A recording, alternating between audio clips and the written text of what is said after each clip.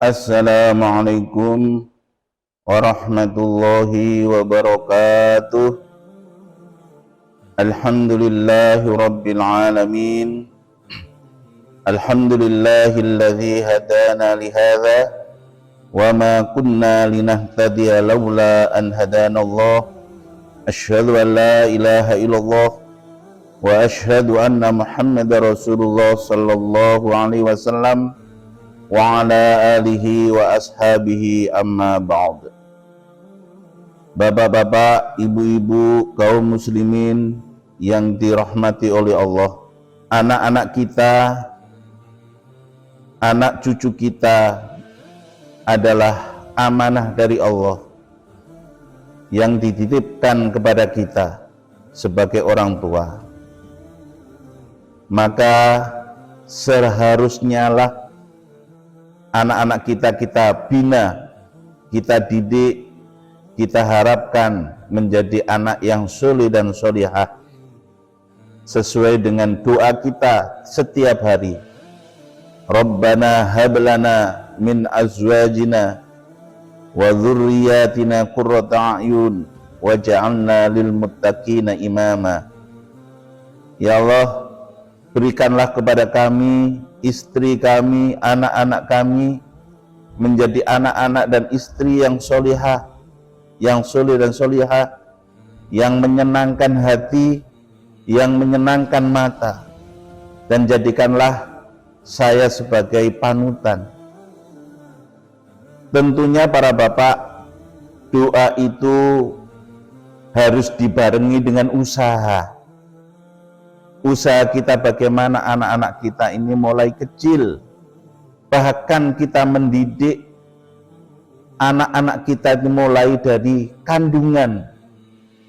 Di dalam kandungan istri kita, anak-anak kita itu sudah kita dengarkan lantunan-lantunan kalimat thayyibah, kalam-kalam Allah yang baik, harapannya supaya nanti lahir ke dunia menjadi anak yang baik. Setelah lahir ke dunia, kita juga mempunyai kewajiban untuk mendidik, untuk membesarkan, dan bulughunthah, kalau orang Jawa mengatakan seperti itu, sehingga nanti anak-anak kita bisa mencapai dewasa itu mempunyai akhlakul karimah. Di dalam hadis Rasulullah sallallahu alaihi wasallam dijelaskan, inna min haqqil walidi ala walidihi ayu allimahul kitabah wa ayu hassina ismuhu wa ayu zawwijuhu idza balagha. Artinya sesungguhnya sebagian dari kewajiban orang tua terhadap anaknya adalah, yang pertama adalah mendidik, baik itu didikan secara agama maupun dunianya, pendidikan dunia maupun pendidikan agamanya. Kemudian memberi nama yang baik. Yang ketiga adalah menikahkan jika anak itu sudah waktunya, sudah balik, sudah dewasa dan waktunya untuk dinikahkan. Itu adalah sebagian dari kewajiban orang tua terhadap anak-anak kita. Para bapak, para ibu, para hadirin, para mustami'in yang dirahmati oleh Allah, kalau kita bisa mendidik putra-putri kita sehingga putra-putri kita ini menjadi putra-putri yang solih dan solihah, yaitu alim faqih, yang kedua akhlakul karimah, dan yang ketiga adalah punya kemandirian, maka insya Allah anak kita akan menjadi orang yang berguna baik di dunia maupun di akhiratnya. Di dunianya bisa membanggakan orang tua, bisa menyenangkan orang tua, membahagiakan orang tua, dan kelak di akhirat anak-anak kita bisa membantu kita untuk mendapatkan derajat surga di sisi Allah.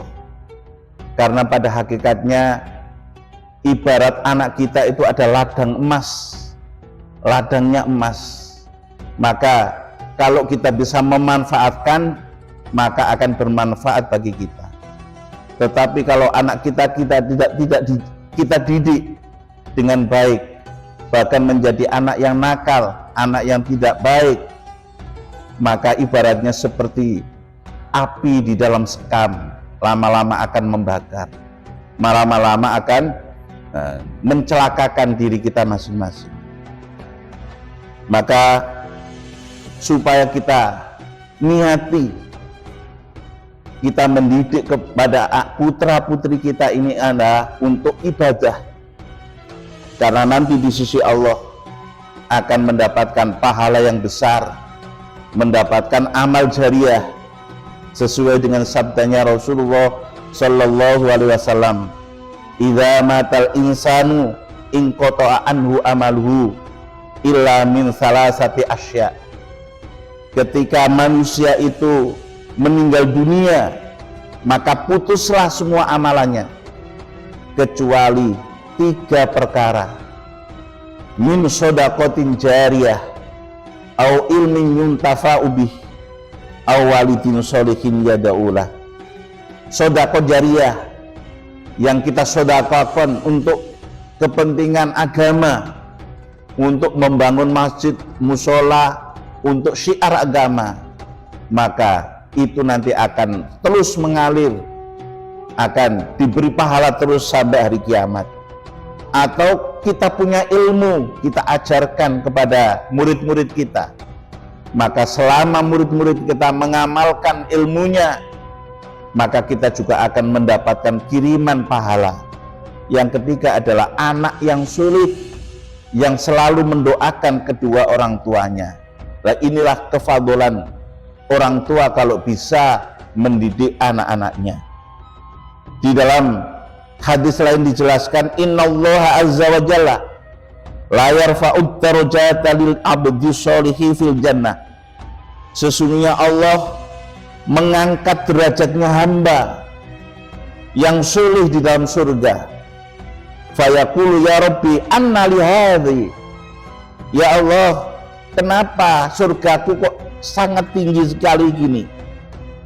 Maka Allah menjawab, fayaqulu bistighfari waladika laka. Oh ya, adanya kamu mendapatkan surga yang tinggi ini sebab anakmu selalu mendoakan kamu untuk pengampunanmu, sehingga kamu akan mendapatkan pengampunan dari Allah dan kamu mendapatkan derajat surga yang tinggi. Di dalam hadis yang lain dijelaskan, ketika orang itu dimasukkan surga, maka yang ditanyakan adalah bapak ibunya, sanak familinya. Ya Allah, mana bapak saya, mana ibu saya? Jawabnya Allah, oh, surganya bapakmu, surganya ibumu itu di bawahmu, karena amalannya tidak sesuai dengan, tidak sama dengan amalanmu. Maka si anak itu protes kepada Allah, ya Allah, masukkanlah ayah dan ibu saya ke dalam surga, karena saya pada hakikatnya saya beramal itu untuk ayah dan ibu saya. Akhirnya orang tuanya dimasukkan ke dalam surga. Maka mudah-mudahan anak-anak kita selalu dilindungi oleh Allah dan anak-anak kita mendapatkan pahala menjadi anak soleh dan solehah. Terima kasih. Alhamdulillah. Jazakumullahu khairan. Wassalamualaikum warahmatullahi wabarakatuh.